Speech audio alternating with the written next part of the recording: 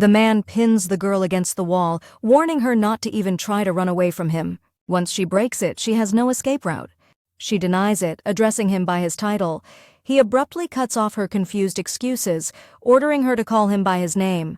His red eyes gleam predatorily from under black strands of hair. It seems as if even the wind has died down, as if there is no one left in the world except this couple. The reader cannot hide her delight as she tears herself away from the book. She can only admire the author's talent. The character of the novel, meanwhile, embraces the heroine by the waist. The long-awaited moment for the reader is about to arrive, when suddenly she is interrupted by the maid. She reports that a guest from the imperial palace has come to see the girl. This surprises the reader, but she obediently slams the book shut, regretting only that she was torn away from the most interesting part. A girl named Clesia Megerino follows a maid through the quiet estate of Shumarin. She is the only daughter of the Viscount Megerino, and part-time, the founder of the Northern Duchy Research Center at the Shumarin Academy, an ardent lover of books and especially novels featuring the Duke of the North, on whose profile Clesia specializes. Her cherished dream is to marry the Duke of the North. Every day of hers passes peacefully but is full of events. She is distracted from her dreams of a honeymoon in Floria by a maid who announces that they have arrived. She is worried about the visit of the guest and hopes that nothing serious has happened. The girl carelessly brushes off her worries, noting that she has never even been to the capital, much less to the imperial palace. But the very next moment, Clytia is shocked. The guest, who really came to her, and not to her father, as the girl suspected, informs her that the emperor demands a divorce from her. Clytia cannot understand what they are talking about, because she has never seen the emperor. It turns out that the temple registered the marriage by mistake, and she is actually married to the emperor. Her guest informs her that according to the law, after a divorce, the former empress must spend 10 years in seclusion in order to lose all power. This means that Viscount Megerino is offered to move to the island of Likai, and Clesia herself is forbidden to return to the mainland for 10 years. The guest calmly adds that the emperor promised good compensation, land, an estate, and wealth. The girl categorically disagrees with this, which she loudly announces to the surrounding area. Clytia simply cannot understand why she must pay for someone else's mistake. Her father cleverly shuts her up, and the guest politely bows out. While the Viscount tries to calm his daughter, Sir Ryan, the guest, calmly tells his companion that he did everything possible. Although the father agrees with Clytia that all this is unfair, he does not want to disobey the emperor. At first, the Viscount was a commoner, but in the war he became a hero, for which he received a title and lands. Noble feuds do not concern him, and for the empire he is ready to give his life as a truly loyal subject. But Clesia still sees no point in obeying an absurd order that resembles exile for a traitor. Moreover, she is not happy about the prospect of getting a divorce at 21. The girl has her own plans for life, and they include a wedding with the Duke of the North and not 10 years of seclusion. Here Kukas appears, trying to cheer up the girl by reminding her that Clytia belongs to the Great Bonds. But the girl doesn't believe it at all and decides to take action, to cause a stir in the temple, and if necessary, to look into the imperial palace. Kukas is sure. This is how bonds are revealed. The girl changes her clothes and heads to the stables, when suddenly her father blocks her path. He is ready to carry out the emperor's orders and tells his daughter that she must defeat him if she wants to pass. Fire magic instantly solves the matter, and now the frightened servants pick up the defeated Viscount. They offer to send a chase after Clesia, but he refuses. They have done everything to prevent the escape, and it is time for the girl to make her own decisions. With her blood, she should test herself in trials, not grovel before her elders. Tormented by back pain, the Viscount sets out for the estate, accompanied by his faithful servants. The city of Mut is the only way to get to the capital from the south. Therefore, it is always crowded with all sorts of people, from traders to bandits. Clytia was in such a hurry that she galloped a 2-week distance in 3 days. Her horse, Shukrim, tried to eat a piece of meat, but the girl stopped it. No one must know that Shukrim is a hybrid and Clytia is an unusual traveler. The horse is not happy with this arrangement, but the girl sends it to the stable and leaves. She explains the horse's behavior by the fact that Shukrim is having a hard time with separation. Clytia rents a room for herself and sits down to eat. The guests doubt whether she is a man, but looking at her appetite, they still believe in her disguise. Klitsia considers leaving a piece of Shukrim, but decides it is too dangerous. Shukrim is a hybrid of a dragon and a horse, a sacred animal. He is incredibly smart and hardy and also very valuable. Usually only the imperial family has such creatures. But the girl was able to pick him up on the road. The girl found him in the middle of the battlefield and offered him dried meat. The war with the Servan Empire lasted for 10 long years, and the Viscount often took his daughter with him to the recent battlefields. When Klitsia was 10, the war ended. And now, when she finally gets a chance to enjoy her youth, she is threatened with 10 years of seclusion. Klitsia only hopes that the emperor will be accommodating. Muta, the largest trading city of the Furza Empire, is controlled by the Toma Holdings Corporation, which can be said to be more influential than the imperial family and the temple. Toma Rikin is a young man who runs the company and manages everything from candy sales to the black market. He notices Shukrim and demands that the servant find out everything about the horse's owner. Toma tells Luke that this is a hybrid, and its owner is most likely not a commoner at all, but is only hiding his identity. However, if this is a man sent by the emperor, then the situation will change radically. Strangers enter Klisia's room and find out that she is a girl. The Brothers of the Night, but in reality just petty thieves, are looking for something to profit from. The powder of wild mushrooms mixed into her food puts the girl to sleep. The Brothers of the Night, rummaging through her things, realize that Klitsia is indeed a noble woman. One of them is attracted by a sword. They decide that it is an antique that can be sold profitably. But then they are attacked by a girl who has come to her senses. She believes that they are hired killers. Klitsia interrogates them, ordering them to tell only the truth. The Night Brothers deny the accusations of trying to kidnap Krita, claiming that they don't even know what she's talking about and that they just wanted to get some coins. The girl does not believe that the thieves could have chosen her room by chance, but they insist that it is true, and they profit from inexperienced travelers by slipping them sleeping pills. They also add that they are the Legends of Muta, Brothers of the Night, capable of stealing anything and anywhere, as their motto says. Klitsia notes that sleeping pills are expensive, and the thieves admit that they use wild mushroom powder. They do not understand why it did not work on the girl. Klitsia calmly replies that the mushrooms don't work on her. Shumarin's Red Lion, Knight Isaac Mejerino, served in the nightly detachment along with the girls named uncles and aunts. Among them was Aunt Lance, a master of medicine. She made a great contribution when there were problems with medicines, and at the same time participated in all the battles. In addition, she was very attached to Klitsia and gave her various medicinal plants and mushrooms. Thanks to the finest dosage of dangerous substances, the girl developed immunity to almost all poisons. She fell asleep so quickly only because she was tired after the journey.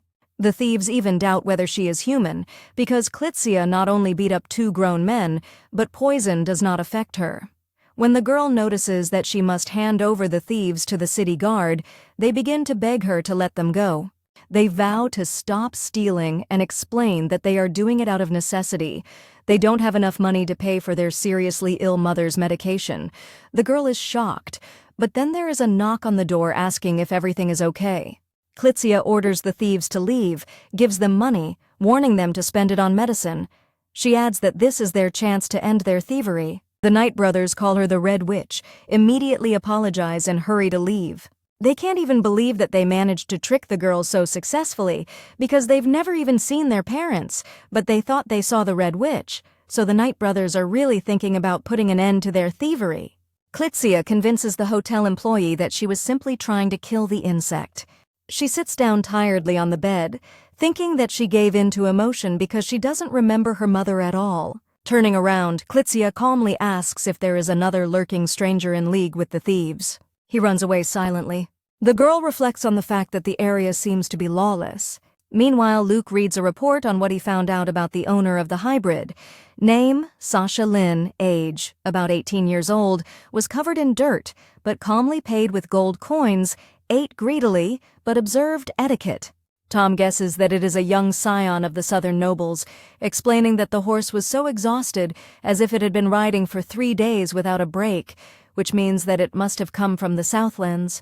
Here comes the spy who was watching Klitsia. He was ready to help the object of surveillance deal with the Night Brothers, But not only did he deal with it himself, but it also turned out that he was immune to poisons. Presumably, they are dealing with the owner of the runes. Tom asks if he has heard anything from Elder Xena, and Luke says nothing but financial reports. Now Tom is almost certain that they have found the Emperor's spy. He orders them to arrange a meeting with the hybrid's master. 20 years ago, the imperial family, with the power to destroy people's consciousness, swept through many countries, destroying them and killing the population. This was the Servan War.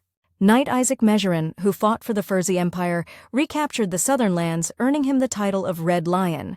Thus began an even more brutal war between the two empires, which lasted for 9 years.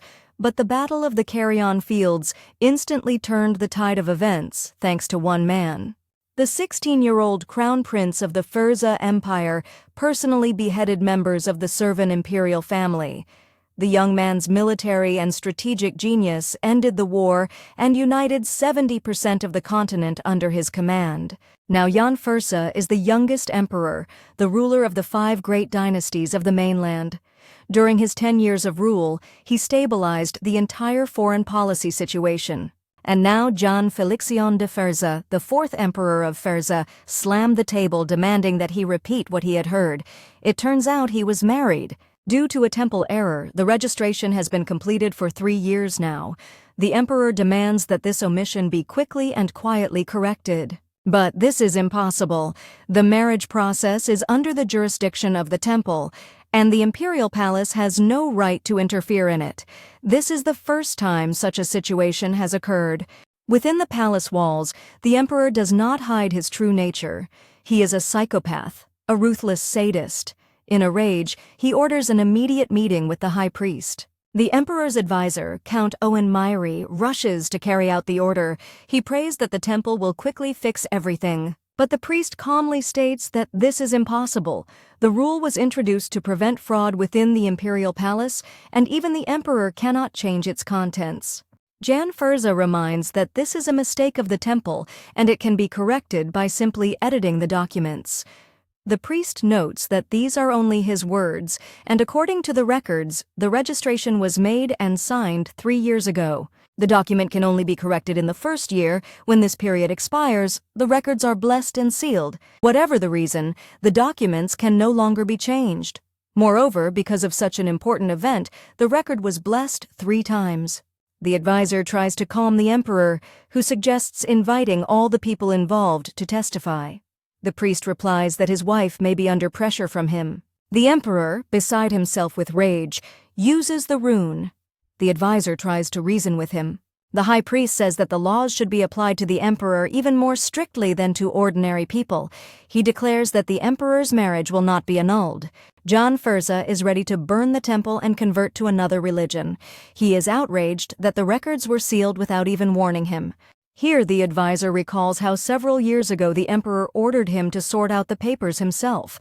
Then the rebels tried to commit another assassination attempt. The emperor simply ordered that the documents from the temple not be sent, and that he deal with everything else himself. The emperor reports that the advisor himself should have prevented all the problems.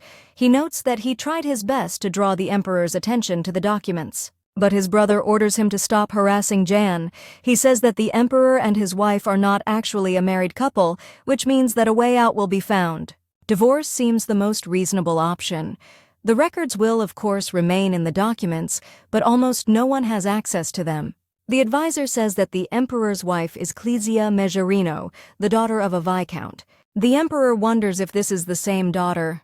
The girl is 21 years old and has no sins. The emperor orders to forget about the divorce. The girl will be branded as a divorced woman and will have to live in exile, and this is not right at all. The advisor is shocked that Jan Furza thinks about someone other than himself. He notes that the viscount's daughter will receive all the benefits of a former empress, plus a huge payment and new possessions. The emperor asks about other options. He does not want to ruin Clesia's fate. Ian's brother Sir Ryan suggests national mourning, shocking his interlocutors. Then Ryan advises to just marry the girl. The advisor begs Ryan to calm down.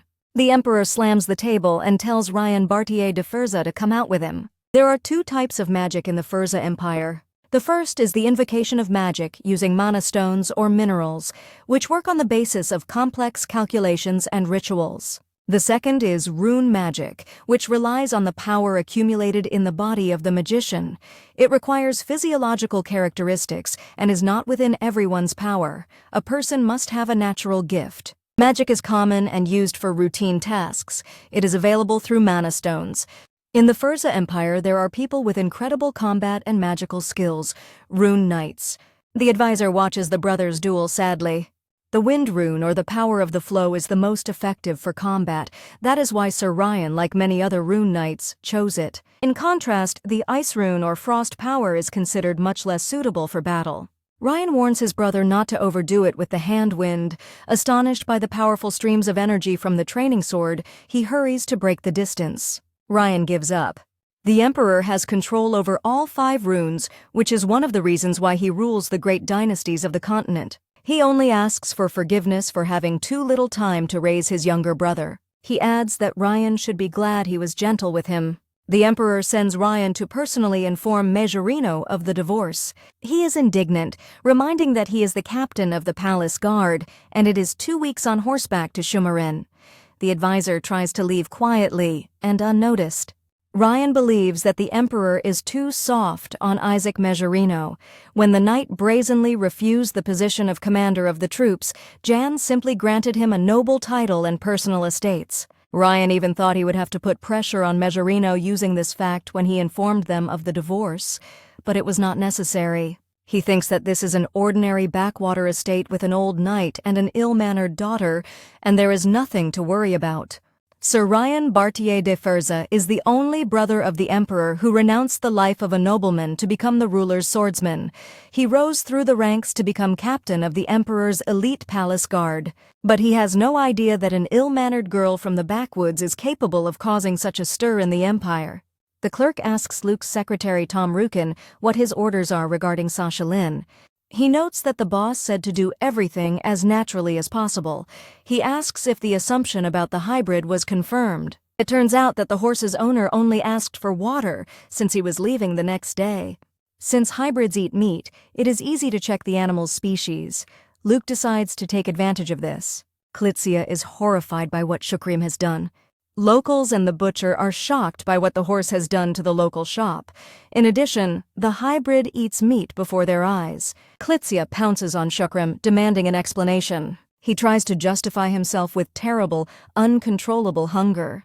The girl tries to snatch the food from him, ignoring the hybrid's words. Meat flies straight into the face of Hans, the owner of Toma's meat stall. The girl is asked if this is her horse. She understands that now she will have no end of problems. Klitzia talks to Luke, saying that Shukrim never behaved like that, especially since they were planning to leave this morning. Luke realizes that this is indeed no ordinary traveler, because he remains calm. The secretary is pleased with the effect of the appetite stimulant. Klitzia asks about compensation. Luke replies that it is not he who owns the counter, but his subordinate, and that they are currently talking in the building of the company Toma Holdings. He adds that they will take on the legal process themselves. They have a nice conversation out loud, but Klitzia curses Shukrim in her mind, and the secretary increasingly considers his interlocutor suspicious. They say goodbye. The girl wonders how much they will demand as compensation, and Luke invites Toma. He comes in and starts talking about the mess the horse made. Klitzia sees that he has dark hair, red eyes, and a black suit. She stammers and asks if he is the Duke of the North. He doesn't understand how she found out. Thomas Rukin, the CEO of his company, has more capital than many nobles, despite his lowly origins. He is called a genius entrepreneur with a gilded hand. But that's not his real personality. In reality, he is Eugene Weiner de Servan, the last scion of the imperial family, the leader of the rebel forces who want to restore their empire. He was once a duke and owned lands in the north. Toma observes the interlocutor and comes to the conclusion that this is a girl hiding her gender and that she is a noblewoman if you look at the way she holds the cup. But more importantly, she knows his origins. He asks what Duke of the North means and what she meant by that. Depending on the girl's answer, Toma will decide whether to kill her right now. The girl is embarrassed because she mistook the interlocutor for a duke due to his external resemblance to the character. She says that it slipped out by accident. Klitsia wants to go back to compensation. Toma thinks she wants to deceive him by changing the subject. Having calculated all the losses, he names the sum, 50,000 rubles.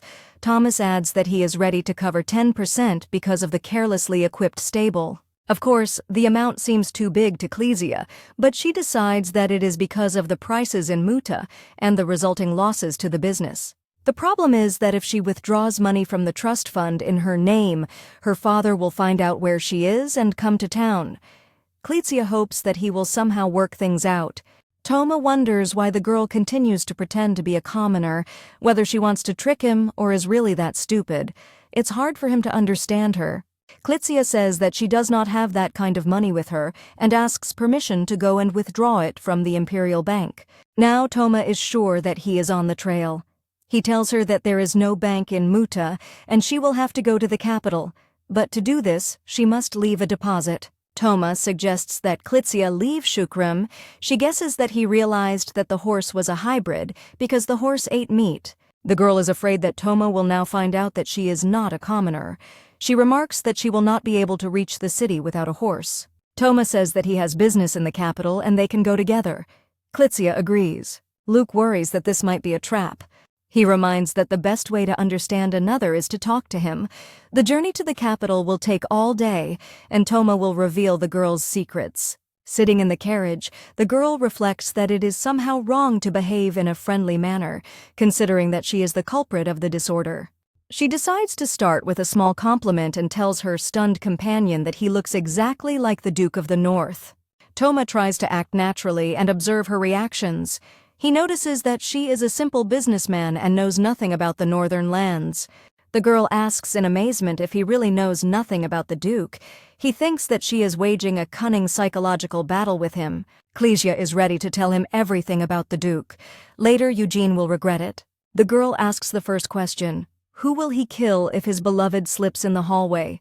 Toma, dumbfounded, replies that he sees no point in killing innocents. Klitsia declares that this is wrong and asks further, who will he ruin if his beloved has insomnia? Eugene still does not understand how this is connected with the Duke. She notices that he is doing a terrible job and asks what he will do if the Emperor sends his beloved to her inevitable death. He replies that he will submit to the ruler. The girl indignantly reports that he does not look like a duke at all. Toma thinks to himself that he is the Duke. Klitsia lists the qualities of the Duke of Severus: strong, cool, handsome, and great in bed. Thomas doesn't understand what's wrong with her and asks to change the subject. The girl says that he won't be able to dodge it, and he was lucky to meet an expert in the study of northern novels. Eugene finally loses the thread of what is happening. He will forever remember the day spent on the road. A girl admires the height of the buildings in the capital of Sigrid. Klitsia asks to let her out, and Toma is really happy to do so. The girl repeats that in order to buy the horse, she needs to withdraw money. Thomas offers his hand to Klitsia, who tells him that she still can't call him Duke of the North because he only scored 60 points and 90 is needed.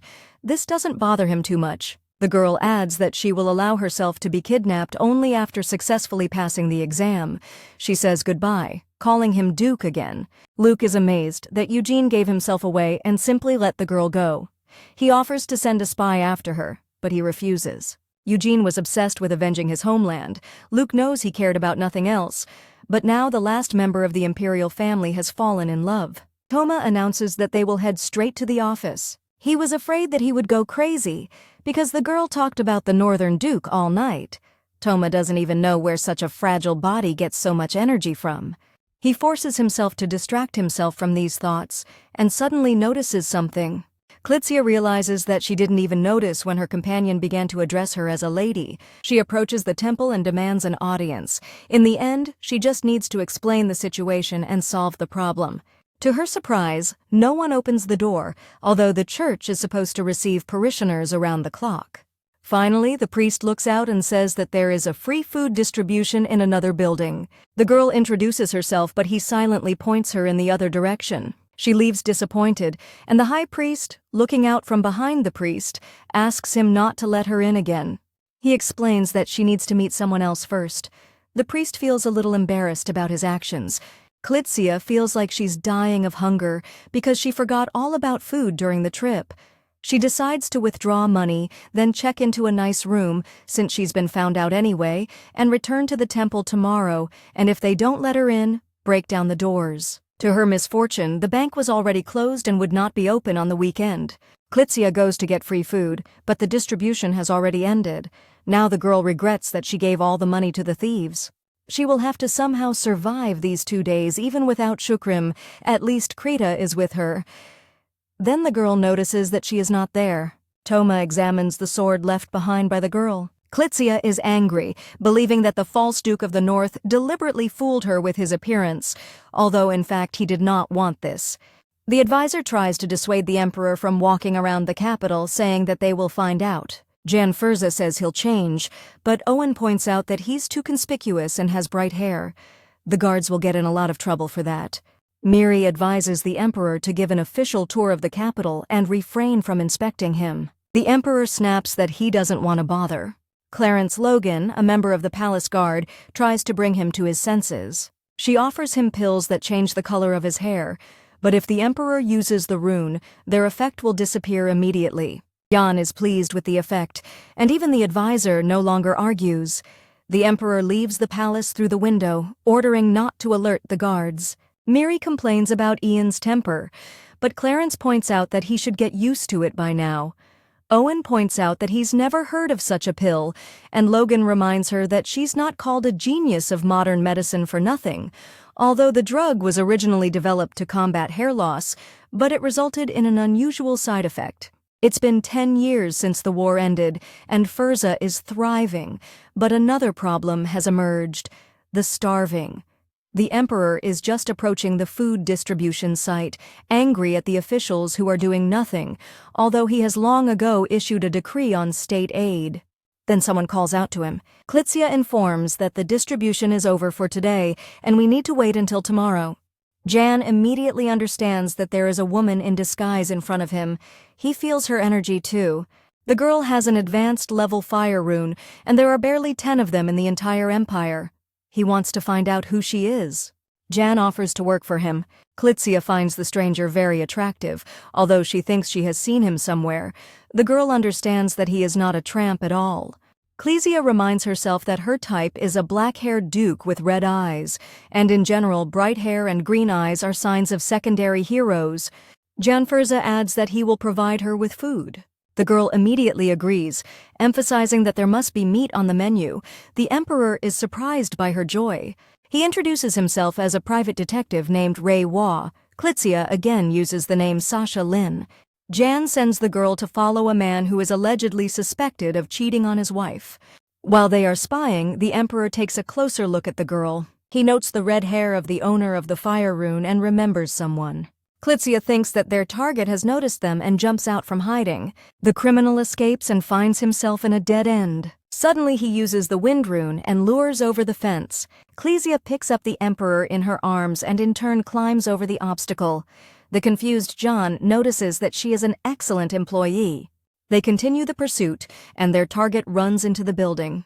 Klitsia thinks that he meets his mistress there, but she doesn't understand why he would choose such a place. Then the emperor sees 4 bronze 7s and realizes that this is a lucky box. Lucky Box is an underground auction house that can get anything a customer wants. But since it's an auction, customers have to wait for their desired object to be played out. Despite this, with a success rate of 99.96, they have become the most successful underground guild in the empire. The subject apologizes, stating that he had to shed his tail. He reports that he has successfully escaped persecution. The employee proudly announces that he was able to obtain something that can kill the emperor, which means they hit the jackpot. Jan Furza himself tells Klitsia not to interfere, although he understands that she could help. He orders her to forget what she saw and go back. The girl objects, saying that since it is dangerous there, he especially cannot go alone. Such a sophisticated detective has no business there, and she would rather go herself. The emperor laughs sincerely and promises to treat her the next time they meet, and asks to leave today's case to him. The auction begins. Jan watches it, taking away the place and the mask from the visitors, and noting that the place has too little security. Today's exhibits include Windrush, a hybrid horse, and Sand Tear, a beautiful slave boy from a mystical desert land. And also the fall of the empire is something directly connected with His Majesty. The emperor is sure that he is very lucky. Klitsia regrets that she never ate. She remembers that the detective was very easy. In fact, Klitsia is just very strong. The man couldn't even use runes. The emperor just hides his energy well. She is worried that he will fall into the hands of villains and returns. A gust of wind goes for 600,000 rule. The emperor notes that the prices here are higher than he expected, and it would be best to contact the palace guards rather than try to deal with it alone, since the big fish of the underworld have gathered here. Here, Klitsia, who knocked out the guards, makes her way to him. She is amazed by the sight. Meanwhile, the next lot is announced. A slave. He has red eyes and hair the color of the blue sky. His starting price is 100,000 rubles. The girl is shocked by this. She does not understand what they fought for all these years. After apologizing to the detective, she hurries down. The host is already counting down the time. The last bet is 450,000. The girl lands behind him and angrily reminds him that the slave trade is prohibited. The host apologizes to the guests and calls security. Klitsia picks up the slave, ignoring his protests, and leaves with him. The emperor thinks that she would do better to listen to him. Even though the auction owners have several rune owners that they are proud of, they always forget that they have limits too, and no one will arrange anything against the owners of the fire rune.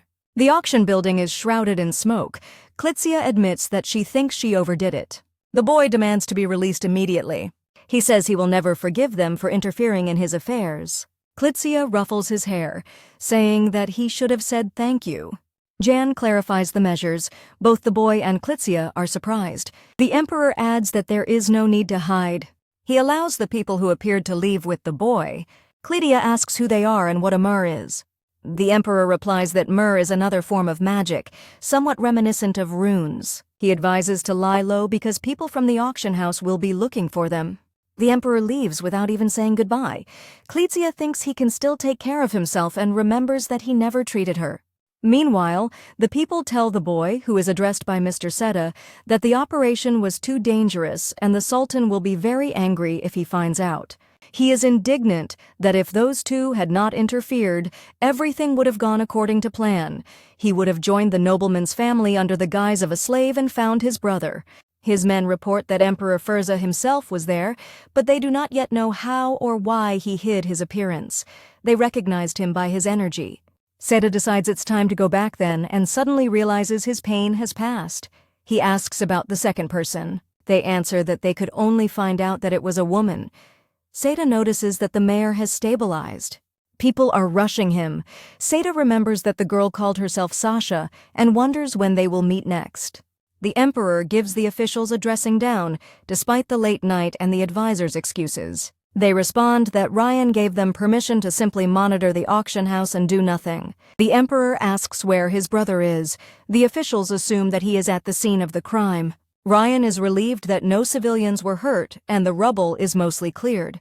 He notices the end of the empire. His subordinate reports that the suspects have been arrested and the item called the End of the Empire has not been sold. Ryan says to forget about him. He spread rumors throughout the empire and anyone with a nose for money must have heard them. The Servan Empire would have been destroyed long ago, but its descendants were not completely exterminated and are now found in the lands of Firza. 10 years later, they want to carry out their plan for revenge. Ryan wonders what expression his brother will have on his face. Toma, in his secret office, learns that Xena's men have begun to act more decisively. They are ready to strike the emperor. This news astonishes Eugene. He is outraged that he was not even informed. Luke notices that the elders are unhappy with the protracted preparations for Toma's plan. Moreover, they have a certain trump card that they are eager to use against the emperor. They ask to be informed that a pleasant surprise would be waiting for Tom tomorrow night. Toma is ready to say goodbye to Xena's men, who are incapable of even following orders. He is confident that his plan is flawless. The people of Xena are the remaining inhabitants of the Servan Empire. They have spread throughout Firze, ready to one day restore the greatness of their homeland. Of course, Toma can understand their impatience. 10 years have already passed since the end of the war. However, they do not realize that they survived the wars only because they were lucky enough not to meet John Furza. They can't even imagine what the Emperor is capable of. Toma decides to see for himself what Xena's men will do. Luke remarks that it is too dangerous. But Eugene replies that since they are in the capital, it would be a sin to miss the opportunity to watch from the front rows. Moreover, he is not going to help them, and despite their stupidity, Xena's people will probably carefully prepare the scene. Clitzia was never able to eat. The provisions she managed to get were stolen from her as soon as she turned away. The girl was not even allowed to sleep where she wanted, being told that all the places were reserved for the homeless. Clitzia finds the capital too cruel. She blames the emperor and the detective for all her troubles. Here a boy approaches her, asking if she is not from here. Clitzia agrees and decides that she has taken someone else's place again, but it turns out the kid decided to treat her. He adds that he was given food in the cafeteria, and later he will be able to get more. The boy decided to give Clitzia the bread because she looked so exhausted. She was touched. Now the capital seems to her the best place in the world. The girl wonders why there are so many homeless people on the streets. The boy is surprised by her ignorance. It turns out that the poor moved to the capital on purpose because the emperor is personally responsible for the well-being of the city. Because of this, it is much easier to get help and support here, and there is even a chance to get a job. The boy says that he is from Shumarin, where he lived in a village until his parents abandoned him, and he miraculously made it to the capital. The kid is sincerely grateful to the emperor for caring for the people. The girl is amazed that there are homeless people in her native Shumarin. The boy notices that she speaks like a noblewoman and that there are poor people everywhere. But he is sure that the emperor will soon sort out this problem and adds that he respects His Majesty very much. But then a sandwich flies into the boy's face. The guy who threw the food says that he decided to feed the homeless man. He himself can't eat because he is sick of the stench of these rats, as he puts it. He remarks that it would be better if the emperor got rid of all the poor. Then the boy notices Clitzia's intent gaze. He mockingly asks if she understands who she is angry at. Soon he, already beaten, threatens her with his father. Clitzia, however, reflects that the rules in the capital are strict.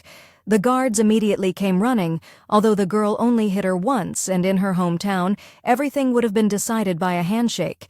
She could have used the rune. But the girl was so exhausted without food that she couldn't even stand on her feet. The guard officer reports that she beat up the youngest son of a high-ranking official and that fighting is prohibited. He asks who she is and what her purpose is in visiting the capital. The girl decides to tell the truth. She gives her name and says that she wanted to meet the high priest and the emperor. The officer asks for her ID, and Clitzia nonchalantly replies that she has lost it. She is convicted of armed robbery and sentenced to 3 months in prison. In addition, they point out that her details are unknown. She probably arrived in the capital illegally, there are signs of delirium, and she may be dangerous to society. A cellmate asks Clitzia if this is her first time in prison. You quickly start making excuses, saying that you are not guilty at all except that you hit the guy just a little bit and only in self-defense. The man puts his hand on her shoulder and smirks, noting that everyone says that. Meanwhile, Xena's silver assassins are ready to kill the emperor. The guards sleep, drugged by mushroom powder, while the killers use an antidote on themselves. The moon is very bright, and one of the men worries that it will ruin the disguise, but the other convinces him that this is the best night for the murder. Clitzia pretended to be asleep until the killers passed by. She recognized the smell of sleeping pills. Hearing talk of murder, the girl decides that it is too serious and sends the duty officer to look for it. She was already on the inside of the palace, but still hadn't found a single guard. Having tied up her hair, Clitzia intends to solve the problems herself. Ryan calls out to Ian. He looms over him, warning him that he will be in trouble if even one slave was sold at the auction. But Ryan says there's something more important. The emperor needs to go out into the garden right now, because his brother has prepared a gift for him there. He adds that Yana will not be disappointed with this surprise. The silver assassins notice that there are no guards around and find it suspicious, but one of them confidently says that the Xena elders must have tried to make their way easier. They notice the emperor. The assassins surround the emperor. He scolds Ryan. I believe he used him as bait. Ian is bound by magic rings. He specifies that this is probably very expensive technology, and one of the killers confirms that this is so. He adds that the Knights of Furza rely too much on runes, and therefore easily fall prey to such a device. The Emperor only coldly replies that they know nothing. The killers do not believe his words, although he explains that external sources of mana are extremely ineffective and can be easily destroyed with just a little force. One of the assassins is ready to strike, but the Emperor only calmly asks if they really thought that would be enough. Toma reaches the palace. When Furza defeated Servan and took over the mainland, the secret organization Xena inherited the goal of the destroyed empire.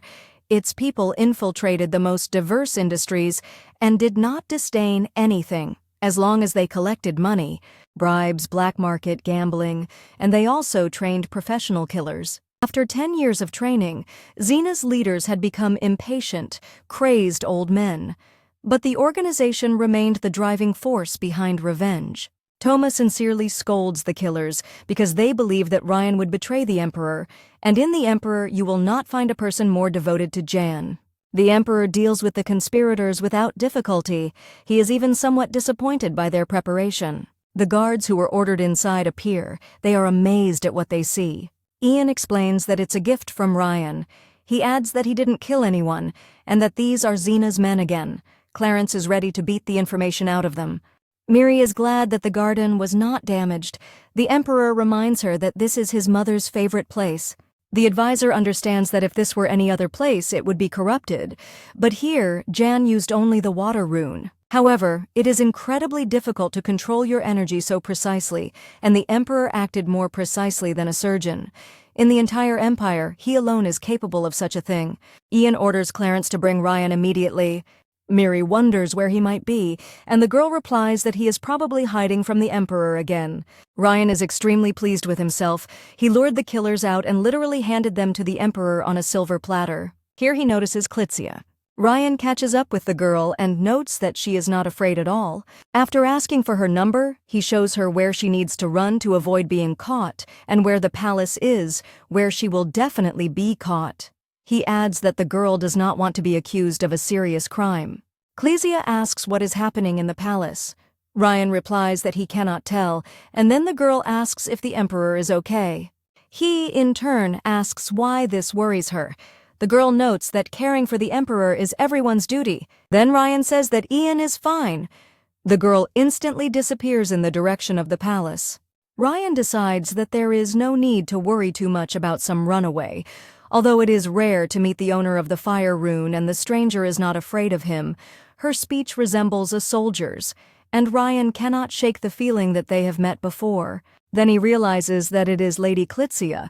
Ryan can't figure out what she is doing here. The girl is in a hurry to find the Emperor. She thinks that this is a great opportunity to ask all the questions, clear herself of the accusation, and finally just look at her husband. At that moment, the Emperor orders that surveillance of the palace be tightened so that no one can escape. Klitzia is surprised that no one is visible, but then she hears voices and realizes what she has found. She hurries to him. To the advisor's horror, the Emperor casts an ice rune upon noticing movement. Now the floor is destroyed and Jan can't find anyone. Klitzia is knocked down by Toma Rukin, whom she immediately recognizes. He wonders what she is doing here. Looking at her uniform, he asks if she escaped from prison. The girl remembers Ryan's words and in turn wants to know what Tom forgot here. He notes to himself that he could have immediately realized that she was an excellent fighter, because hybrids don't just happen to just anyone. He wonders why he ever saved her. Toma asks out loud how many points he got. He understands that the main thing now is to run. The girl is perplexed, and Toma reminds her of the Duke of the North's criteria. Klitzia replies that it is 95 points. Ryan appears and can't help but laugh. After laughing, he notices that the girl has disappeared again and decides that it really is Klitzia. The girl recognized the man in the mask, who in turn is Eugene Weiner. Ryan remembers Ian describing his appearance to him 10 years ago. Black hair and red eyes. Ryan then asked if they would ever find him again. Ian replied that Servan's descendant, who was also Ryan's age, had sworn that he would find him himself. Ryan notes that Eugene has matured quite well. The emperor finds his brother and asks who he is talking about and what Ryan has done in the palace. He explains that he was able to convince Xena's people that he had betrayed the emperor, met with them personally, gave them false weaknesses, and led them into a trap. The emperor only clarifies that it was Ryan's fault that the killers came to the garden. Clarence and Miri quickly leave the scene where the conflict began. The advisor insists that the buildings will be damaged. Clitzia and Toma leave the palace grounds. The girl notes that it will be difficult to track them down now. She, to the latter's confusion, reminds him that he successfully passed the exam for the Duke of the North and adds that he probably had reasons to enter the palace, so suspicions are removed. Moreover, she herself is an escaped prisoner, and Toma saved her. He can't understand why he's acting so strangely towards her. It would have been better for him to kill her as soon as she started suspecting something. Clitia breaks him out of his thoughts by reminding him that she forgot her sword with him. Toma replies that he saved it for her arrival, but first they need to find a better outfit for her. Tuma's main partner, Homar Rukin, notices that the capital is bustling. Luke explains that the information he received from Ryan was indeed false, and that Xena HQ is suppressed. The Rukin family not only gave Eugene a false surname, but also became the financial backbone of his company. The family once controlled the secret funds of the Servan Empire. While pouring tea, Homer remarks that it is hard to believe that Xena would let such a man near her. Luke agrees, remembering that he does not support the rebels entirely for the sake of reviving Servan. Luke remembers how 10 years ago Toma swore that he would restore the Empire and take revenge on Jan. Then Homer announced that although he was not a brilliant mind, he understood people and saw their potential, and therefore recognized Eugene as the only heir to the Servan Empire. He added that he was not investing in the Empire but in Eugene. So Homar has bet on a human, not Servan. Luke says out loud that he is worried about Toma because he decided to personally observe everything. He assures him that Eugene is not easy to catch. Just then, Toma returns, and with Clitzia, which surprises both Luke and Homar. Here Luke understands who the servant is talking about and asks if the girl has red hair. The subordinate confirms and adds that the master ordered a bath and clothes to be prepared for her. Homar is outraged that Toma has been distracted from the main goal. Luke gently replies that he is already at the age when they choose a companion and that it is not critical. Homar believes he made the wrong bet. Toma understands that people can draw the wrong conclusions, but he had no choice. However, once he gives Clitzia the sword, this strange connection can be broken. Toma examines the weapon, finding it to be very old, well over 100 years old. Although it has been well cared for, time is merciless. It turns out that the sword is unusual, and if it is repaired, it could turn out to be a real treasure. Tom wonders how the girl could leave it at all. Clitzia returns and her appearance shocks Tom. She thanks him for the warm bath. He doesn't understand how she has changed so much. Toma returns her sword and is about to say goodbye when he realizes that it is deep night outside. He offers her a guest room. The girl asks to give her some time tomorrow. The next day, Clitzia beats up the thieves who stole her things. She returns her ID. Now the girl can withdraw money and redeem the deposit. Toma had already forgotten about it because the whole story was just a pretext to find out who this girl was. However, now it would be strange to refuse the money. But suddenly the bank discovers that Clitzia Mejerino is not among their clients.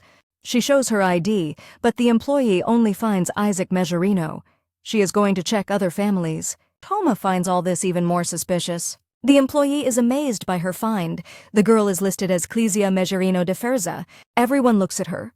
Toma understands that this is only possible if she is the Empress. He is sure that it is just a mistake in the documents, but Clitzia does not correct the employee. The girl is invited inside. Madame Sigrid, the bank director, invites the girl to the banquet hall for honored guests. She is not at all sure that she can be there. Madame Sigrid explains that they have special conditions for members of the Emperor's family and adds that she didn't even know they had an Empress. The girl doesn't know what to say, but the director decides that this is secret information and promises not to divulge it. Clitzia asks to be called simply Lady. The director explains that the girl can withdraw the money either when she turns 30 or if she receives permission from a trusted person, Isaac Mejerino. He also added that these rules cannot be violated under any circumstances. Klitsia wants to know if there is another way for her to get cash, and the director says that she can take it from her husband's account. The girl asks if Madame Sigri is referring to the emperor and whether it is possible to withdraw money from a government account without his knowledge. The director explains that no, but it is possible from a personal account, since from the moment of marriage the spouses have common property. Klitsia is surprised that it is so easy. She thinks that it is not her fault anyway, and the divorce papers have not been filed yet, but at the same time it looks like receiving compensation, and therefore future expulsion. Madame Sigrid calls out to her. Toma himself cannot believe that he is standing and waiting for the girl. With each meeting, she seems more and more unusual, and her eccentricity is more and more suspicious. Just when he thinks that he has understood her, something incredible happens. Klitsia apologizes for being late, explaining that she had to get a card. Toma is amazed to see that this is a black card, available only to the bank's honored clients. There are hardly 10 of them in the entire empire. Toma doesn't have time to ask anything. Klitsia announces that she still has some business to do, and they leave.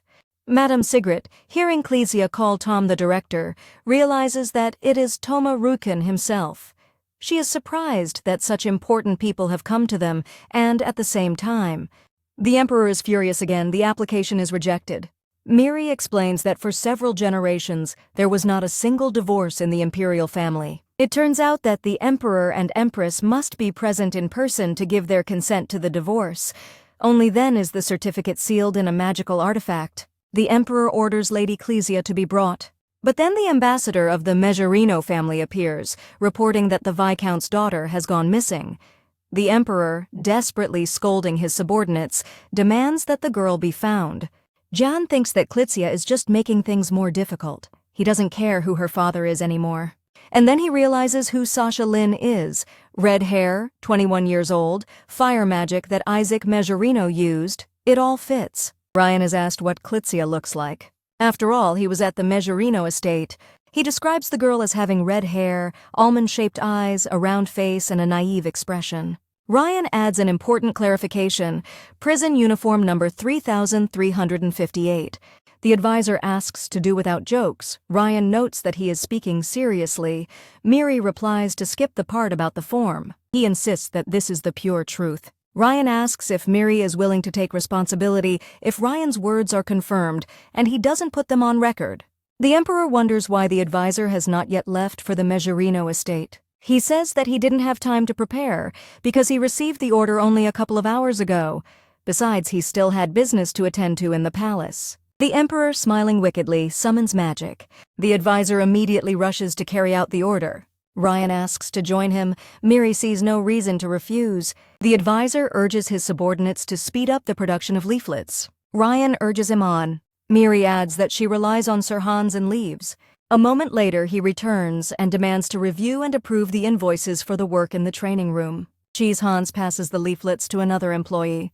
Miri sees a wanted poster for an escaped prisoner with a reward of 500,000 rubles.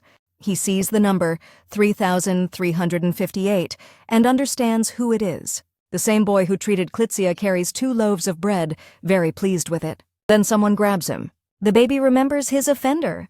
He is even ready to beat the child for the humiliation he experienced. The boy closed his eyes in fear, but suddenly Klitsia appears and knocks the guy off his feet. She warns that she would break his legs if he were in her homeland. The offenders run away, believing that the boy is under the protection of the nobles.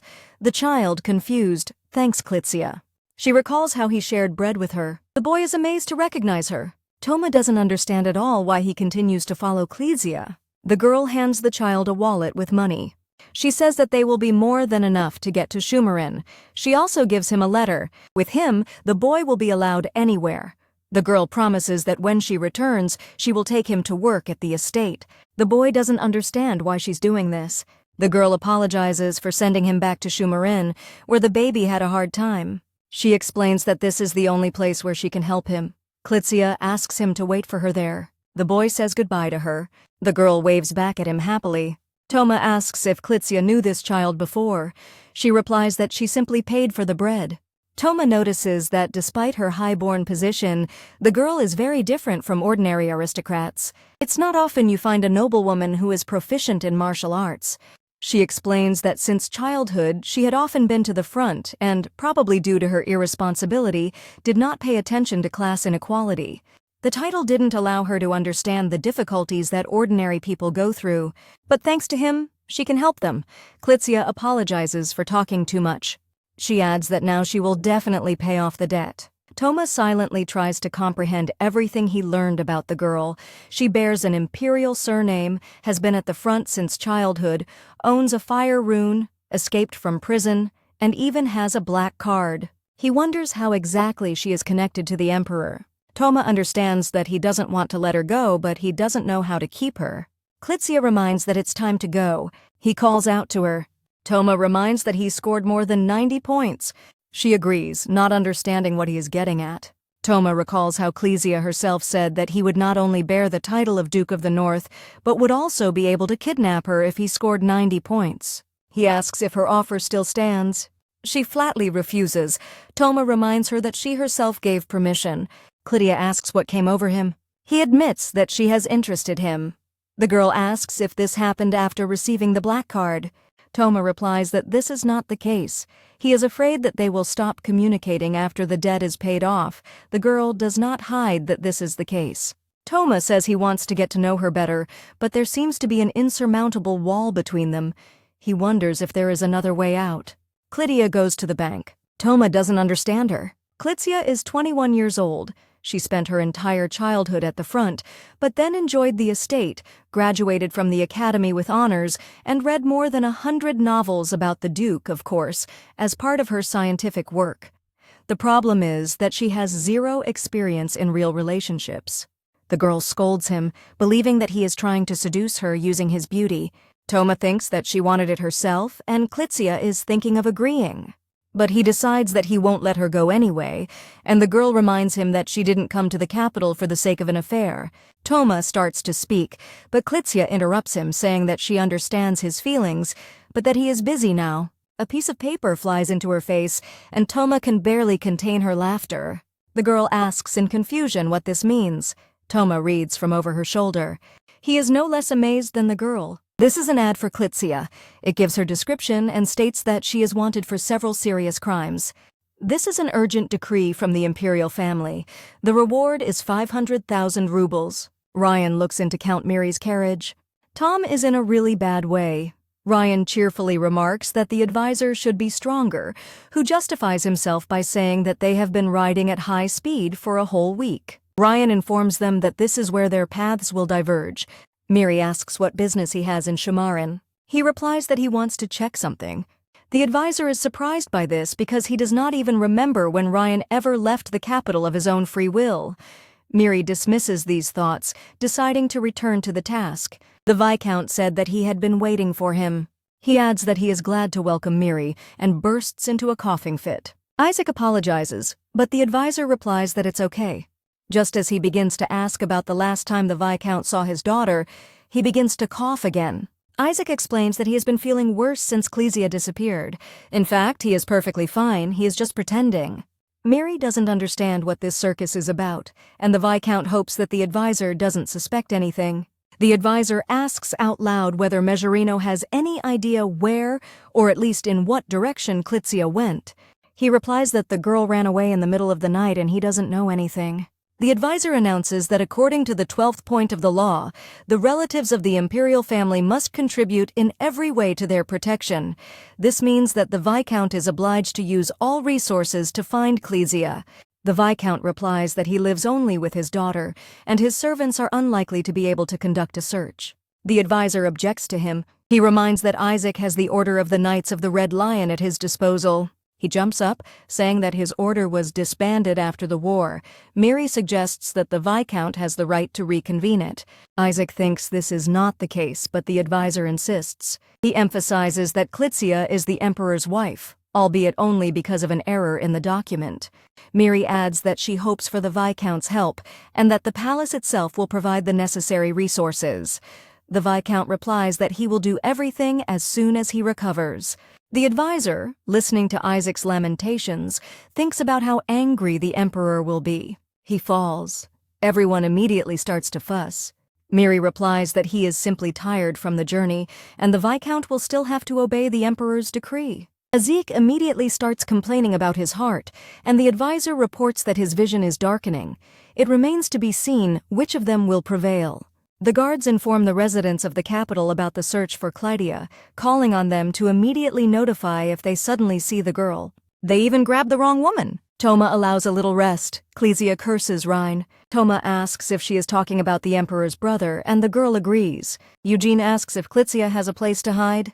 She responds by asking whether his offer is still valid. Toma helps the girl get out of the carriage that brought them to the capital's largest port, Temerica.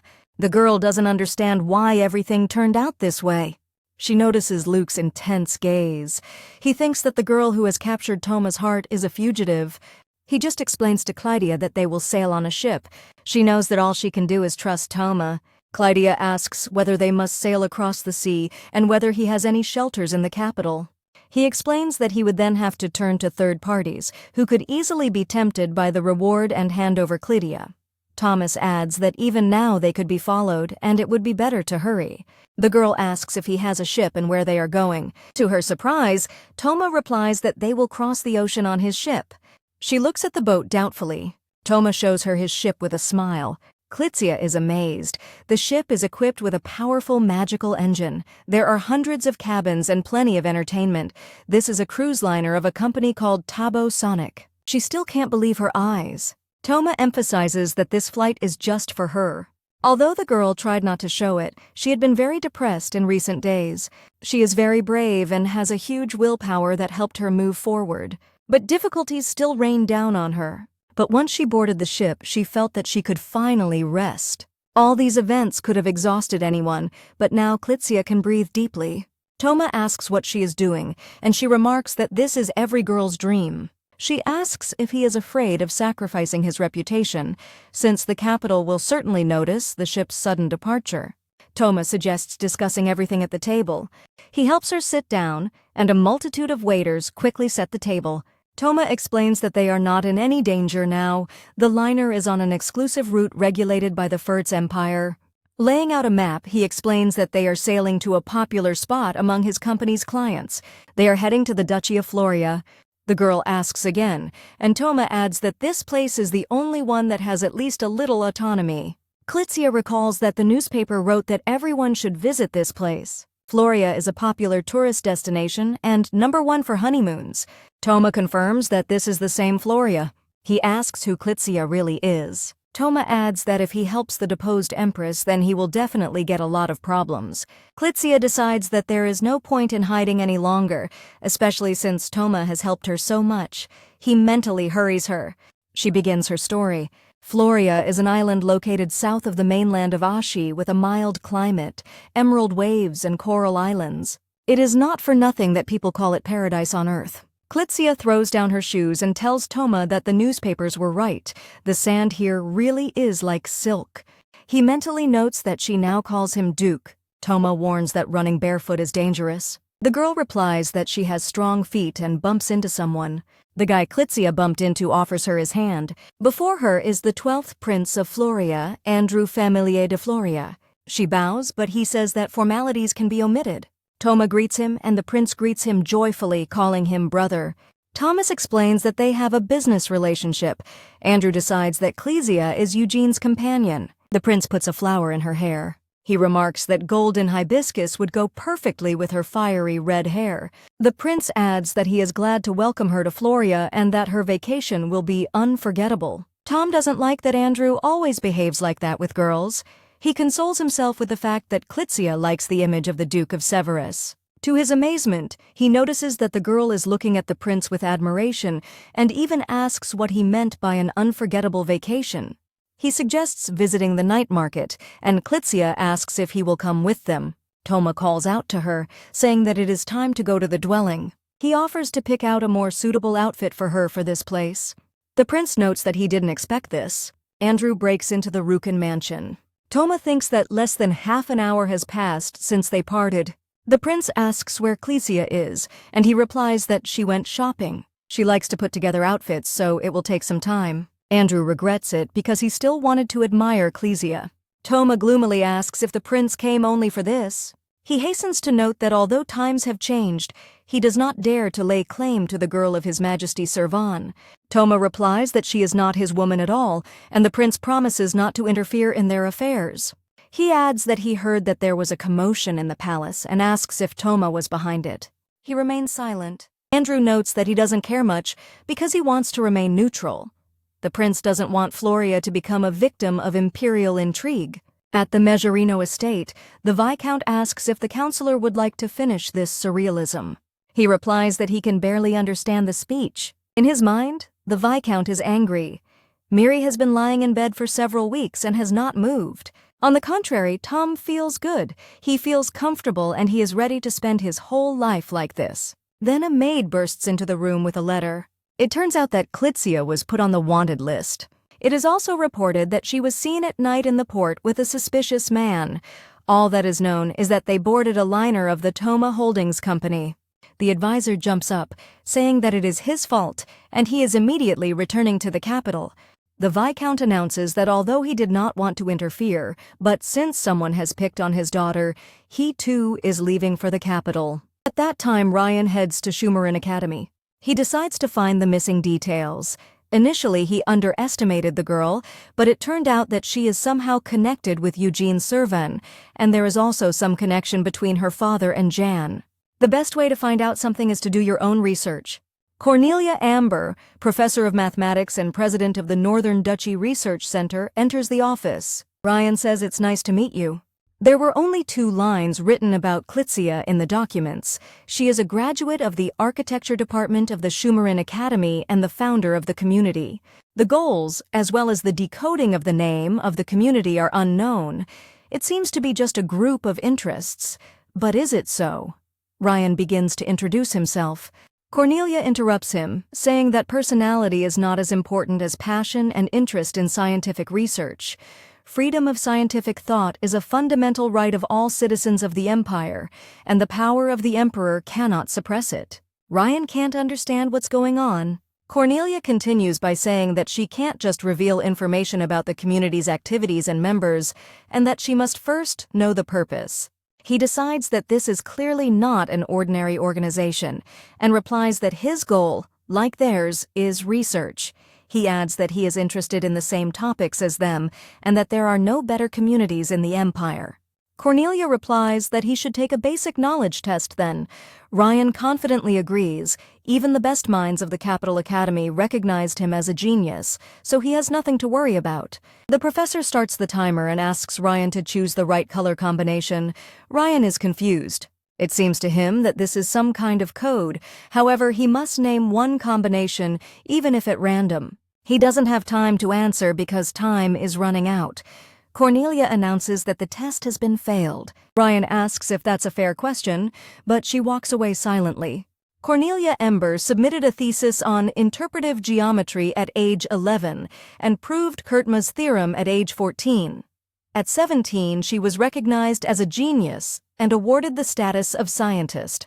But she refused a prestigious position in the capital and stayed at the Shumarin Academy. They say she was interested in a special field of knowledge. Ryan notes that the question should have explained what the colors meant. Cornelia asks if he really wants to join the community without knowing even the basics. She promises to give him another try after he masters the basics on his own. Cornelia hands him a piece of paper and adds that the door of truth opens only to those who are ready to devote themselves to knowledge. The paper lists the book numbers, and Ryan reflects that this organization must be really serious. The goals and members are encrypted. There is a strict selection process. He chooses the first book, entitled The Immortal Love of the Duke of the Northern Lands. Ryan, in addition to his position, owns lands in the north of the Empire as a duke, so he is the Duke of the North. Ryan studies a few more volumes. Having admitted his worthlessness in the face of science, he realizes how stupid he was.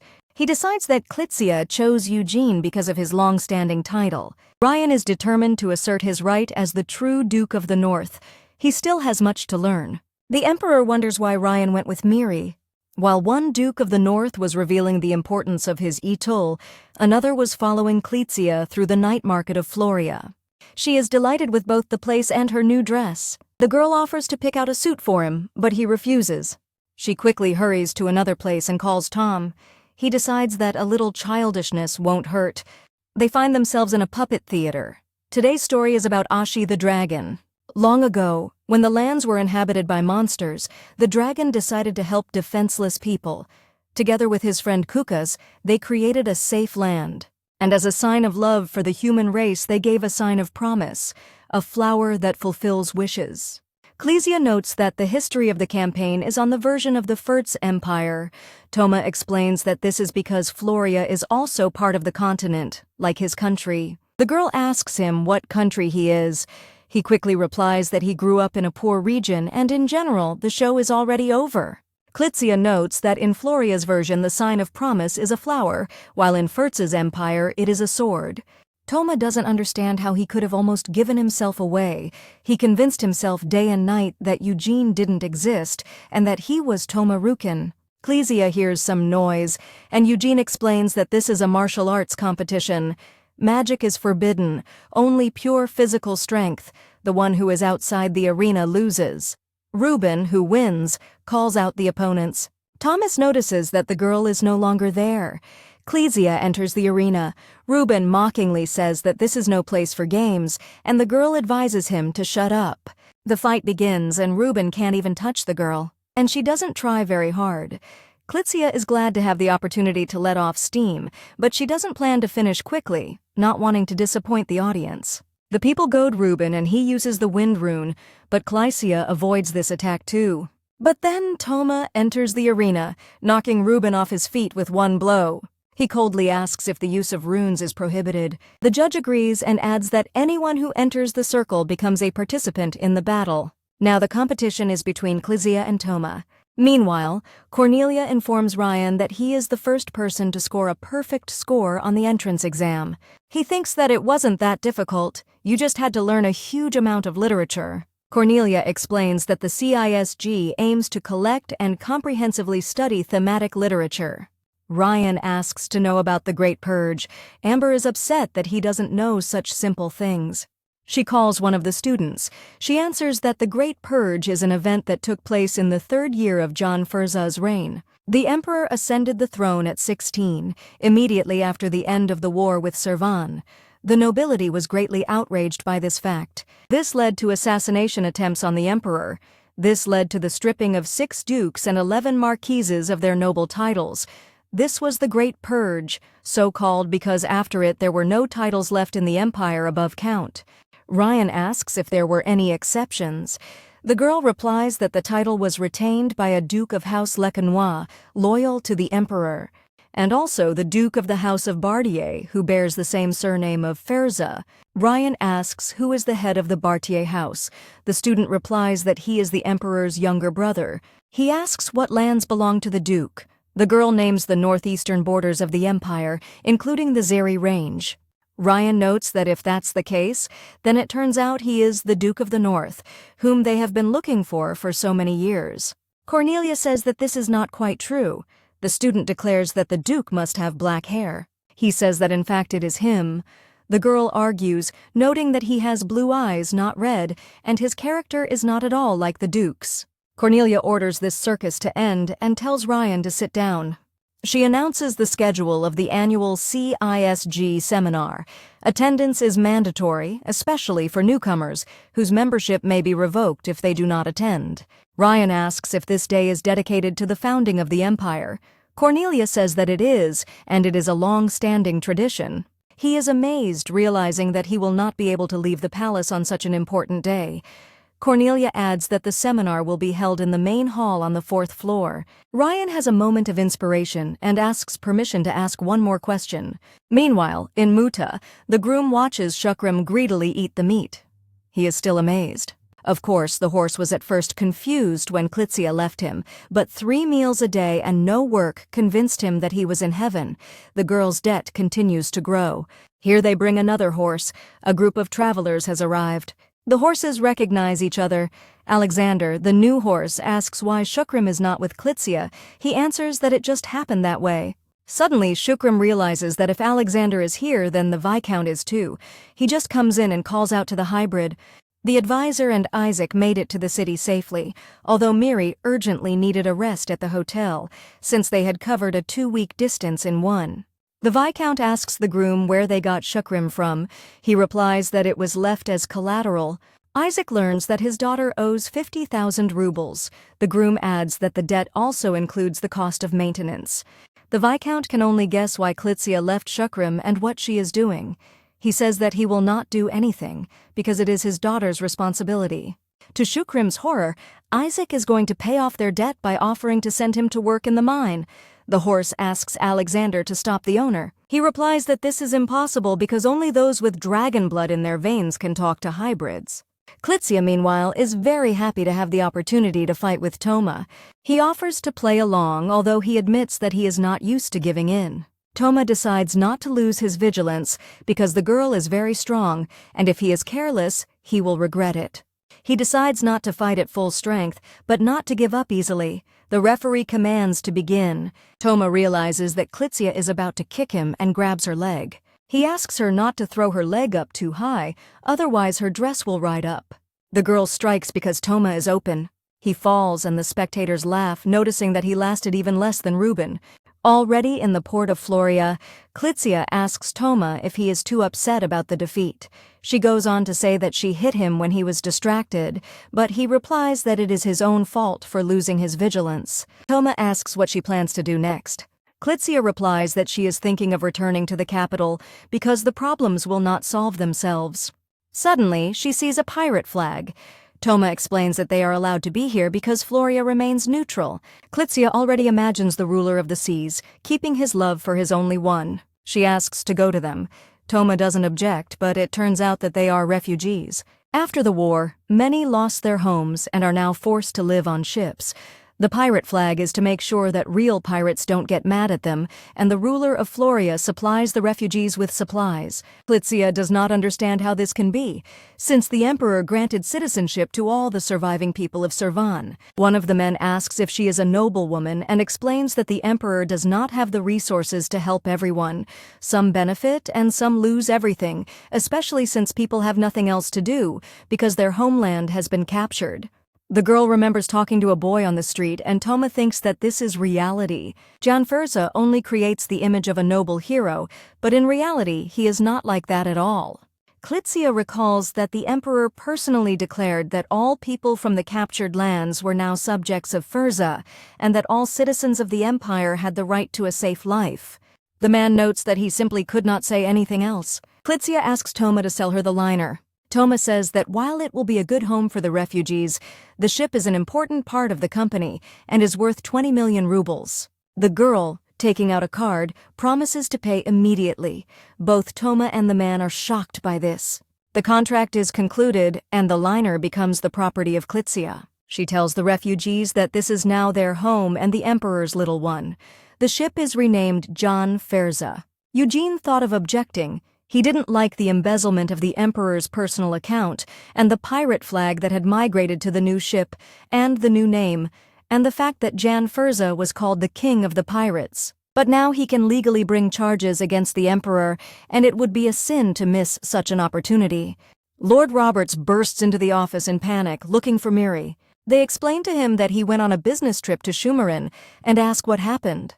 He explains that someone withdrew 20.5 million from the emperor's account. He adds that the money was withdrawn from a black card, which means it was Klitsia.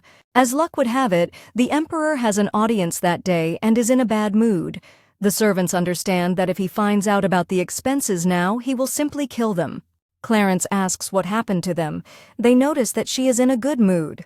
She announces that Isaac Mejerino has arrived and Miri has returned with him. The employees show the bill to the advisor from afar, but he does not understand their hints.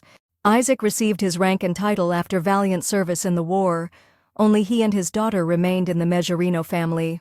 That's all the advisor knows. But he guesses there is something else. Seeing the emperor's reaction, Miri reports the Viscount's arrival. The emperor and the knight immediately engage in combat, astonishing those around them. Ian notes that he was sure that Isaac would ignore his words again. He replies that he has never ignored orders. He adds that Ian seems to have improved his fencing skills. Clarence explains to a confused Miri that Isaac was Ian's fencing teacher. 20 years old, Isaac refused the post of commander-in-chief right before the start of the war, not listening to the convictions of little Jan. He explained that he would always defend his homeland and added that his beloved was expecting a child. The emperor notices that that same daughter is now his formal wife. Clarence notes that everything is going better than she expected. Since 20 years ago, Ian swore to kill the knight the next time they met. Miri asks her in surprise how old she is, but she only smirks in response. The emperor is surprised by the news of Clesia's search and notes that this is Miri's mistake. He adds that this seems to be the reason for Toma's retaliation. The advisor swears to Clarence that he left the right instructions. The emperor says that it will not be difficult to return Clesia. Isaac thinks that Jan will sail with him, but he declares that he entrusts the Viscount with imperial powers. Mezzarino is confused, and Miri actively objects to this decision. Ian replies that this is the only option, because he will not trust Ryan with the palace, and he has no people closer than Mezzarino. He cheerfully calls the astonished Isaac his father-in-law. Andrew laughs at the fact that Ian Furza is now called the Pirate King. The emperor gave the refugees a luxury liner and even sent provisions for several years in advance. The prince notices that Toma has let his guard down with Clesia. He says that it's not really because of her, but there was just a small hitch with the financing of the plan. It's because of the purchase of a piece of land in the Lurt Mountains. A gold mine was opened there, the prices went up, and that caused problems. Andrew asks if there is only one place left, and Toma agrees, adding that everything will go smoothly on Carrion's side. The prince is glad that there is so little left, and asks when they will organize a ceremony to start construction. He replies with a grin that it was right after the founding of the state. Clesia has been in Floria for several weeks now, and although Toma has covered all the expenses, she is worried that she has wasted too much time. The girl does not understand why her father has not responded to her letter yet. Here the stranger opens an umbrella over her, offering her shelter from the sun. Clesia finds the guy incredibly handsome, and although he says that this is their first meeting, she thinks his face is familiar. If the Duke of the North is characterized by black and red colors, then her interlocutor has a royal combination of gold and blue. They spend the day together happily. Clesia mentally convinces herself that she only likes the image of the Duke, and she will not give in. Blushing, she tells Toma that they agreed to meet again. He remarks that she is having too much fun, and she counters that they would have fun together if he paid attention to her. She teases him that he is jealous, and this seems to develop into a love match between light and dark. Toma quickly throws Clesia out of the office and realizes that she is right. Although he really has little free time these last few days, he is still not happy. He does not understand why the girl communicates so carelessly with strangers, especially since she herself said that the Duke of the North is her ideal. Clesia told him that as a rule the Duke realizes his feelings too late, and the bright knight, as is now fashionable, challenges him. Toma thinks that the most important thing for a girl is just beauty. Then he remembers the stranger's description: bright hair and blue eyes. Thomas asks him for what purpose he came. Clesia replies that he is a duke and wants to improve his health. He reminds her of the Great Purge, adding that her new acquaintance is probably a stranger, and his title is a mere formality. However, all this seems suspicious to Toma. He has a nightmare about meeting Jan. He tells him that their mothers are half-sisters, which means they are cousins. Eugene promises to take revenge on him for what he did. Ian wounds him in return and invites him to come when the scar heals. Toma wakes up cursing the emperor and looking at the scar on his leg. Meanwhile, his godfather, Homer Rukin, apologizes for not having time to prepare to meet the guests from the palace. Isaac, the acting emperor, decided to pay him a visit. Miri is the youngest graduate of the academy, an advisor who holds the title of the brightest mind of the century. Homer speculates that since Owen is accompanying the guest, it means that he is truly an important person. He notices that they came unannounced, citing the emperor's refusal. Homer worries that there may have been a leak after the assassination attempt on the emperor, even though he carefully covered his tracks. Isaac explains that his daughter ran away with Homer's son, so as fathers they could work something out. He almost chokes on his tea and shouts that Clesia herself seduced Toma, and in general, he raised him to be sensible, not for the sake of some slob. Here Isaac flares up, claiming that Clesia has such a style and she is a natural beauty. Moreover, she would not blame anyone. They continue to argue over who seduced whom. Then Miri tells Isaac that Toma has assembled a crew and cancelled all Thebosonic flights. He mentally gloats, not even trying to hide his reaction from the shocked Homar. The first round goes to Isaac. Clydia, beaming, greets the so-called Duke, who even brought flowers. Ian and Eugene recognize each other but don't show it. Toma invites a guest to simply spend the day at their villa. They all sit together. Toma and John exchange pleasantries, but Clydia notes that there is a strange atmosphere between them. The girl decides that this is literally the embodiment of her fantasies, a love contest between a tyrant and a duke. Here Jan says that it seems his old illness has come back and asks Clydia to buy him a blue hibiscus flower, which will make him feel better. The girl hurriedly leaves to fulfill the request. Jan asks what Toma has in mind, and Toma in turn remarks that the old illness is a stupid idea. The Emperor replies that he never imagined that in 10 years Eugene would turn into a hunter of other people's women. He barely restrains himself, mentally convincing himself to wait until the day of the Empire's foundation. Moreover, he does not want to start a fight in Floria. Yang reminds him that he told Eugene to come as soon as the scar healed. He counters that it never healed and that the Emperor overdid it. Yang demands to see the scar. Eugene unsuccessfully denies it. The Emperor catches him and tells him that he is trying to be gentle with him because they are cousins, despite the fact that Yang killed all of the latter's relatives. Eugene replies that he doesn't care about his other relatives, but he will never forgive the Emperor for his mother's death. He doesn't understand what Toma is talking about, but then Clydia returns and, seeing what is happening, makes the wrong conclusions. In a 5-star hotel room, Clarence incredulously asks the Emperor if it is true that Clydia is now with Eugene. He replies that this is true, and they are quite close, although Clydia does not seem to know about his true identity. Clarence can't believe he just left them alone. The Emperor remarks that he must play his part as the sick Duke. Clarence does not understand why the Emperor does nothing, sends the entire crew back except her, and does nothing but enjoy the dates. Jan says that he wants to get to know his wife better. Clarence sternly reminds him that their girl is not a toy, but the youngest knight of the order. He recalls that a woman also entered there and is surprised that she contradicts him. Clarence emphasizes that she guesses that she is here instead of Isaac, but still asks not to treat Clydia with disdain, especially since she so carefully strengthened her immunity to poisons. Toma explained to Clydia that he had simply caught the falling guest, and the girl had simply misunderstood. She promised not to tease them anymore. Ian tells Clarence that he would like to check something else before they return Clementia. The Emperor hides his identity while communicating with Clydia to better understand who she is. He is very pleased to have found Eugene as well. After sneaking into their house, Ian discovers that they are in the same bedroom. Clydia insists on a massage for Toma, but he denies it. He adds that a lady should not barge into someone else's room. She replies that she knows perfectly well about his feelings. He was offended when she spent time with another man and even resisted him. And since he is so bored, Clydia is going to spend time with him and help him get rid of his fatigue. Jan loses track of what is happening. The girl gives him a massage, saying that this is a technique that is taught to soldiers. Toma will find out that she is about to break something of his. He throws the girl off himself and asks her to stop. Clydia notes that this is the second time they have been in this situation, and at this rate the Duke will soon raise his score to 100 points. Toma asks for privacy. Jan decides that he has figured out what kind of relationship they have, but he does not leave, deciding to test his wife's skills. It was a wrong decision. As soon as Clydia notices him, she immediately hits him, and Jan can only admire her reaction. The girl decides that he is dangerous because she did not feel his presence, although he was standing behind the door all this time.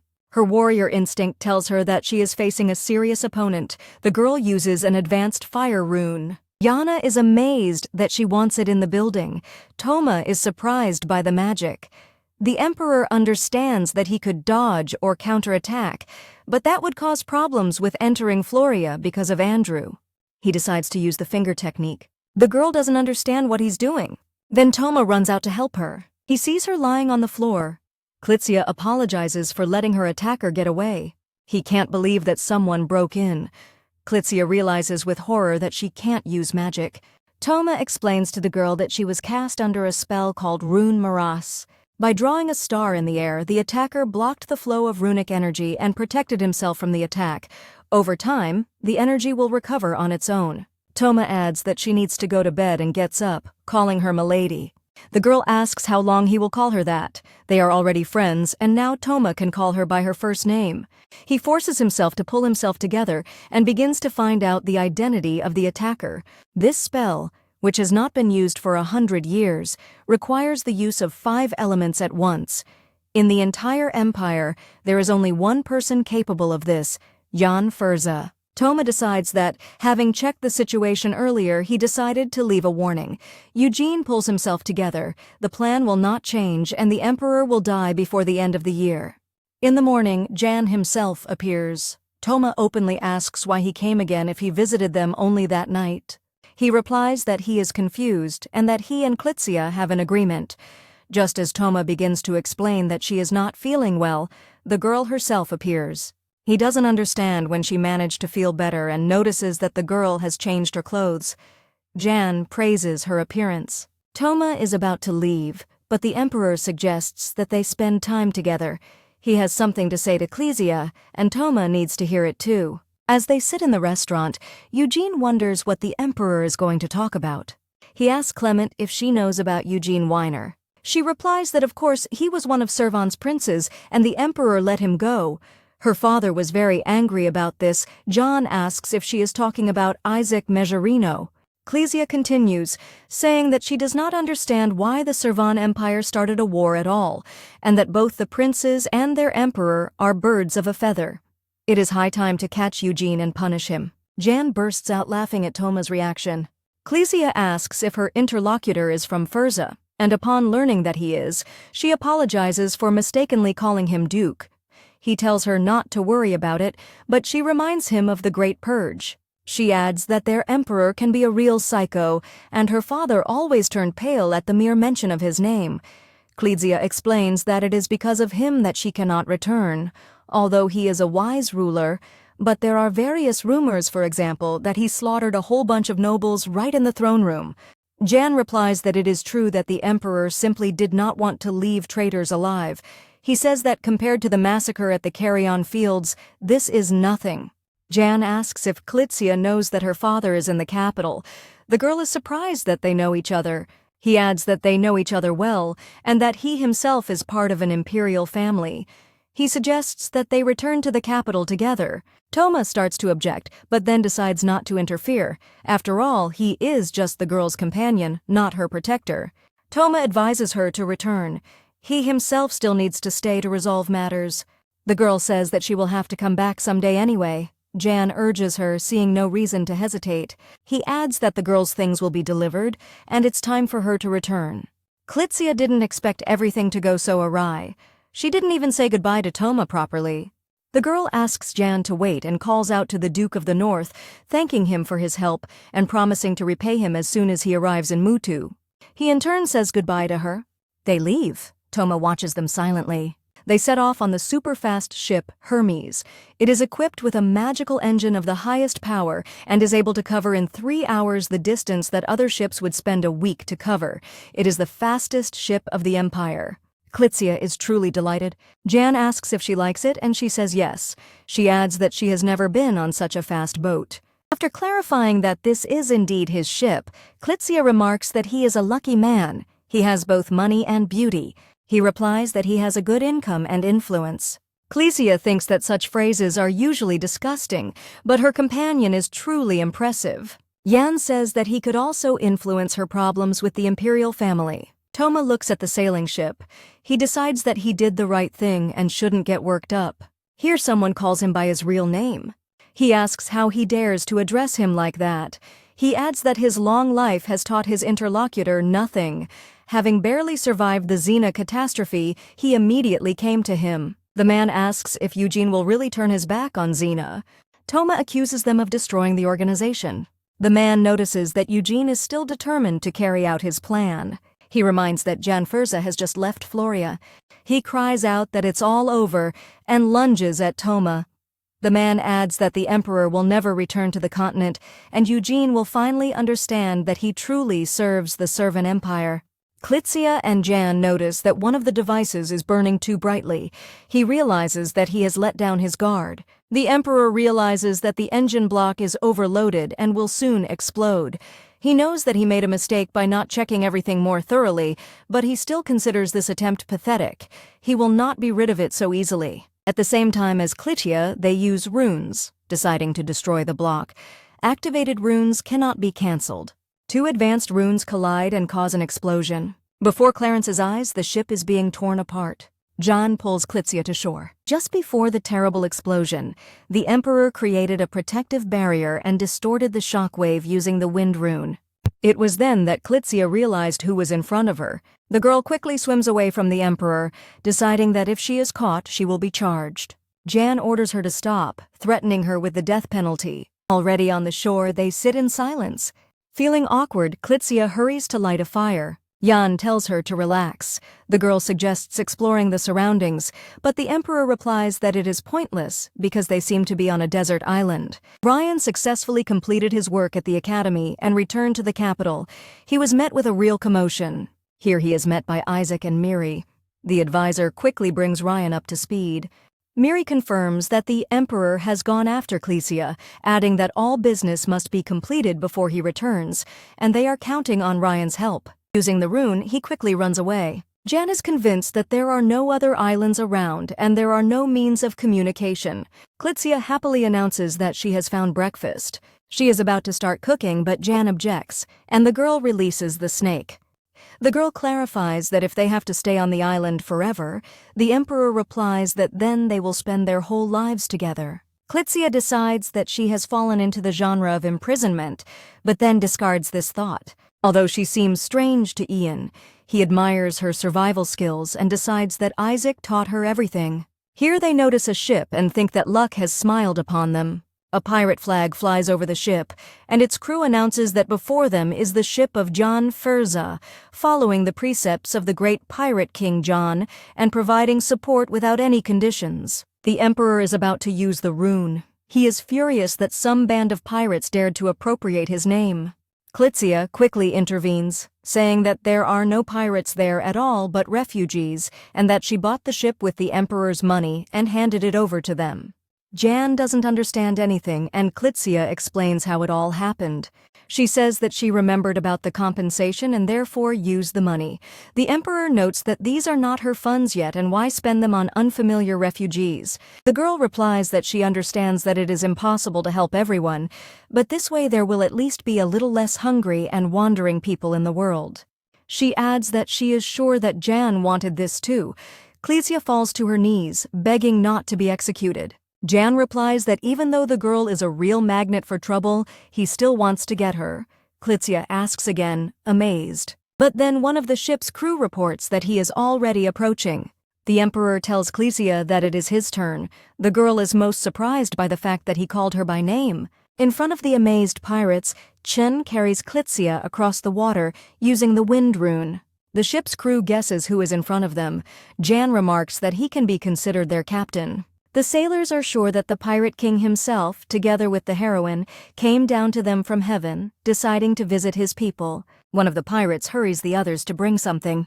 It turns out to be a complete set of the Pirate King's clothes. The Emperor changes into it. He remains pleased, as Klitsia notes. The pirates are quick to show him their talents. Some of them juggle, some hold plates on their heads, and one of the women announces that she can tell fortunes. Klitsia hurries to her. She tells her that unexpected wealth awaits the girl. Klitsia asks to see the love line, but first Jan demands the card back. The girl obediently gives the card back and returns to the fortune teller. She says that a wonderful union awaits her. The girl joyfully asks if it will be the Northern Duke.